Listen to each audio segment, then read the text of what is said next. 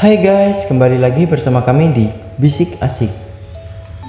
Nah, gimana nih kabar kalian semua? Semoga kalian baik-baik aja ya. Nah, kesempatan kali ini saya akan membawakan sebuah cerita yang berjudul Pocong. Nah, gimana sih keseruan ceritanya? Oke, silahkan kalian simak terus video ini dan jangan tinggalkan channel ini. Oke, dan jangan lupa untuk like video ini jika kalian suka, serta subscribe channel ini dan share ke teman-teman kalian supaya teman-teman kalian juga bisa menikmati cerita dari kami. Dan kita langsung saja masuk ke ceritanya. Let's go.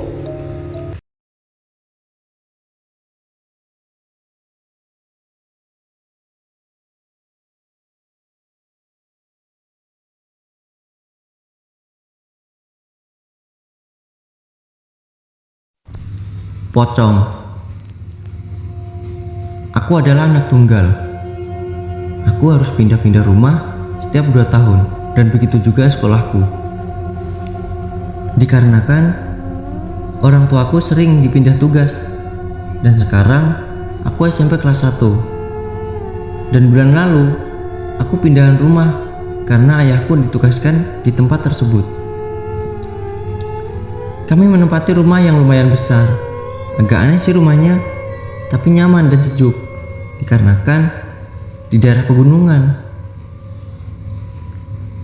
Di depan rumah ada pohon besar dan di belakang rumah ada penduduk yang tinggal di tempat itu. Kami sekeluarga berkenalan dengan penduduk di sekitar tempat itu. Gak terlalu banyak sih, cuma beberapa keluarga saja. Aku berkenalan dengan anak di belakang rumahku. Kita sebut aja namanya Dio. Anaknya asik diajak bermain, tetapi lumayan pendiam. Orang tuaku waktu itu udah pergi bekerja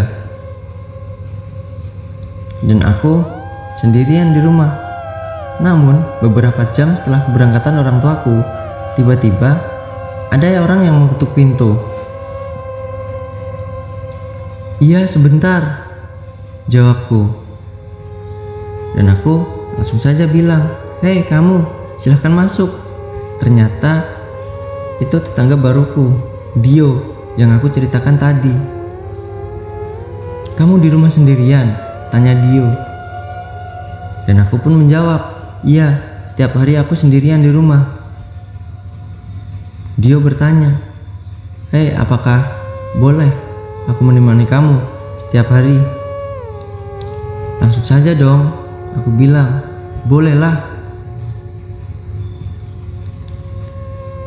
Dan setiap hari sebelum aku pulang sekolah, dia sudah di depan rumahku.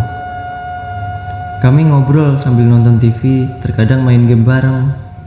Dan seminggu aku di rumah itu, dan di hari itu juga Dio tidak di rumahku. Entah dia sakit atau apalah. Aku pun berkunjung ke rumahnya. Ternyata benar, Dio sakit. Lama aku di rumah Dio.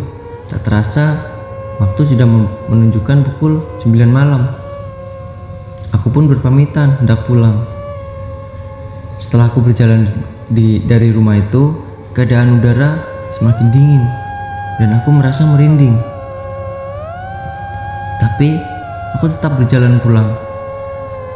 Tiba di depan pohon besar depan rumahku, aku melihat kucing yang sedang terjepit pagar karena pohon tersebut dipagari oleh penduduk. Aku berusaha menolongnya dong. Setelah kakinya terlepas, aku mengambil obat merah. Tapi setelah mengambilnya, kucing tersebut menghilang entah kemana. Aku pikir dia lari. Dan aku berdiri di depan pohon besar itu. Suasana terasa dingin dan bulu kuduku mulai berdiri. Aku berbalik badan untuk kembali ke rumah. Ada air yang jatuh di kepalaku. Aku mengambilnya. Ternyata air tersebut berwarna merah seperti darah. Aku menciumnya. Ternyata benar, itu darah. Aku coba menengok ke atas. Betapa kagetnya aku melihat pocong berdiri di atas batang pohon, matanya merah, mukanya hitam, dan mulutnya mengeluarkan darah. Aku berteriak sekencang mungkin. Aku masuk rumah dan menguncinya. Tiba-tiba ada mobil. Ternyata orang tuaku. Syukurlah papa mama datang, pikirku. Lalu aku menceritakan kisah tadi pada mereka. Tapi mereka tidak percaya. Dia pikir aku mengigo saja. Lalu orang tuaku bilang, "Kamu jangan nakal ya, besok papa pergi 1 minggu baru pulang." Aku menjawab, "Iya pak." Nah, orang tuaku tidak percaya dengan ceritaku. Alhasil, aku pun mengantuk dan tidur. Keesokan harinya, badanku panas. Sepertinya aku demam, pikirku.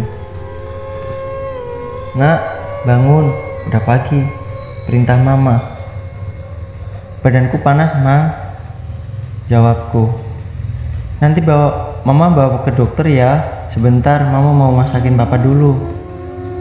Tiba-tiba, papa masuk kamarku. "Kamu di rumah hati-hati, papa berangkat keluar kota," ujar papa. "Iya pak." Jam menunjukkan pukul 6:30. Papa sudah berangkat ke kantor sambil membawa surat izinku ke sekolah. Aku pun dibawa ke dokter oleh mama. Kata dokternya, hanya kecapean saja. "Kan mama udah bilang jangan keluar malam-malam," ujar mama. Aku pun menjawab, "Aku sendirian ma, kan ada Bibi. Aku kan butuh teman seusiaku, jadi aku ke rumah Dio." "Ma, mama belum percaya kalau aku tadi malam lihat pocong di depan rumah." "Pocong? Kamu salah lihat mungkin. Mana ada pocong di sini." "Bener ma." "Udah, mama mau berangkat ke kantor dulu. Tenang di rumah sama Bibi ya. I love you." "Iya ma." Aku sambil ketakutan. Saat mama mau berangkat, aku mendengar mama berbicara dengan orang. "Mbak, kok mbak tega sih anaknya masuk rumah itu?" ujar orang tersebut. "Gak apa-apa kok mbak." Mama meninggalkan orang tersebut. Setelah mama pergi, aku berjalan ke depan rumah. Sepertinya itu boneka, tapi di daerah sini gak ada anak perempuan, pikirku. Karena di bawah pohon besar ada boneka. Aku pun bergegas mengambilnya untuk melihat boneka itu. Benar, itu adalah boneka. Aku coba pegang. Saat aku pegang, aku mendengar wanita menangis.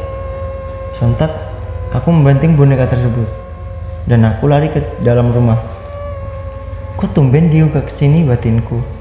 Tiba-tiba kepalaku sakit sekali. "Aku di mana mah?" "Kamu di kamar nak. Kamu kenapa? Kan mama udah bilang jangan main keluar." "Aku kok masih di sini?" Menurut mama, aku pingsan dan Bibi menelpon mama untuk pulang. 2 hari kemudian, aku tidur di kamar. Tiba-tiba paginya, aku ada di ruang tamu. Kupikir, mama, tapi mana mungkin. Aku tidak menghiraukan kejadian itu. Langsung aku cuci muka. Setelah itu aku sarapan dan menonton TV. "Mama berangkat ya sayang." "Iya ma." Beberapa menit, TV tiba-tiba mati. Aku mencoba melihat apa kabel atau apanya yang putus atau gimana. Kalau mati lampu, gak mungkin, karena lampu di kamarku hidup. Wah, aku kaget. Karena di kaca TV ada sosok yang aku lihat di atas pohon besar itu, yaitu sosok pocong itu.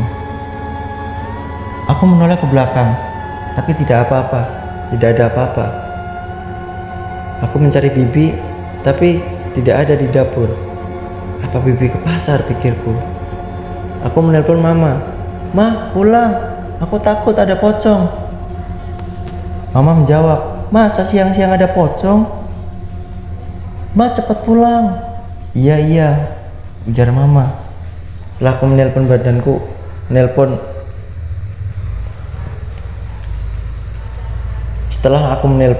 badanku jadi kaku dan badanku juga terasa panas. 3 hari kemudian aku sadar, "Ma, kepalaku sakit." Mama pun berkata, "Maafkan mama nak, mama gak pernah mempercayaimu dan gak terlalu pernah ada waktu buat kamu." Aku pun menjawab, "Aku kenapa ma?" Mama pun bercerita. Menurut mama, setelah aku menelponnya, mama pun pulang. Saat di rumah, mama melihat aku sedang menonton TV. Kata mama, aku diem, tidak bicara, dan wajahku pucat. "Nak, kamu sakit?" tanya mama. "Gak," jawab anak yang seperti aku. "Mama bikinin susu ya." "Gak usah ma, mama gak sayang sama aku. Siapin makan aja, aku mau makan." Dengan nada kasar, anak yang seperti aku itu membentak mama. "Ini makananmu nak." Nah, menurut mama, cara makan anak itu gak seperti aku. Aku ini sangat rakus, seperti tidak makan beberapa tahun. Setelah makan, anak itu langsung pergi ke pohon besar itu. Kata mama, anak itu ngomong sendiri. Mama merasa khawatir dengan aku. Mama sudah curiga kalau itu bukan aku. Malam pun tiba. Menurut mama, anak itu sangat suka pergi ke pohon besar itu. Setelah pergi ke pohon besar itu, mama masuk kamar dan menguncinya. Mama menelpon temannya untuk segera membawakan paranormal. Paranormal tersebut hanya bisa kalau besok. Mama pun setuju. Keesokan harinya, mama izin untuk tidak masuk kantor. "Assalamualaikum," teman mama dan paranormal. "Waalaikumsalam, silakan masuk," mamaku. Saat itu anak yang seperti aku di depan pohon besar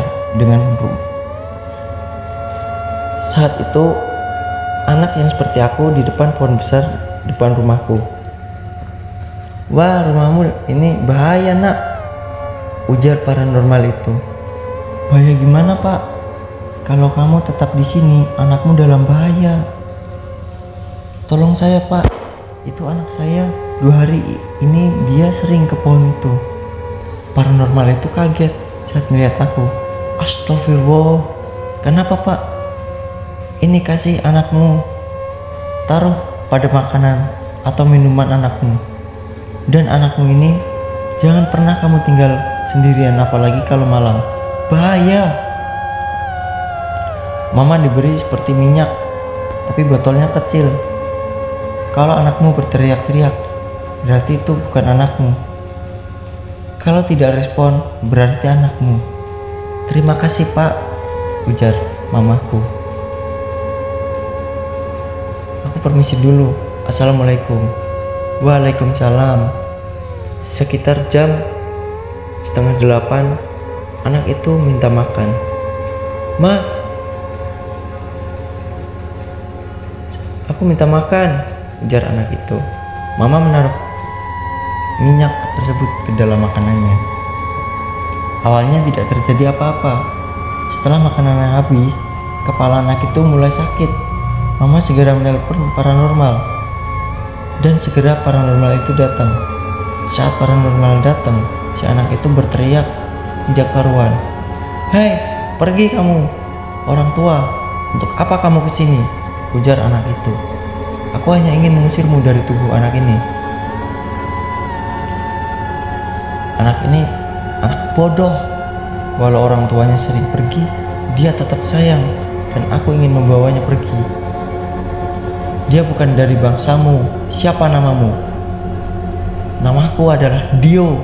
Sontak mama sangat kaget karena Dio adalah temanku. "Rumah kamu di mana?" "Rumahku ada di pohon besar itu." "Kamu meninggal kenapa?" "Rumahku kebakaran dan keluargaku meninggal semua. Rumahku ada di belakang rumah ini." Ternyata benar, rumah tersebut hangus. Setelah ritual paranormal, akhirnya setan itu pun pergi dan aku belum juga sadar. Jam 8 pagi aku pun sadar. Mama menceritakan bahwa Dio dan sekeluarga sudah meninggal. Setelah kejadian itu, Mama menelpon Papa kalau ingin pindah cari rumah di tempat lain. Papa pun pulang. Menurut tetangga, banyak orang yang diteror oleh pocong tersebut saat menempati rumah itu, dan kami pun pindah menempati rumah baru, dan yang penting tidak berhantu. Nah, oke, kita selesai kisah. Nah, menurut kalian gimana kisah ini? Silahkan tulis di kolom komentar. Oke, kita lanjut ke episode berikutnya. Dadah.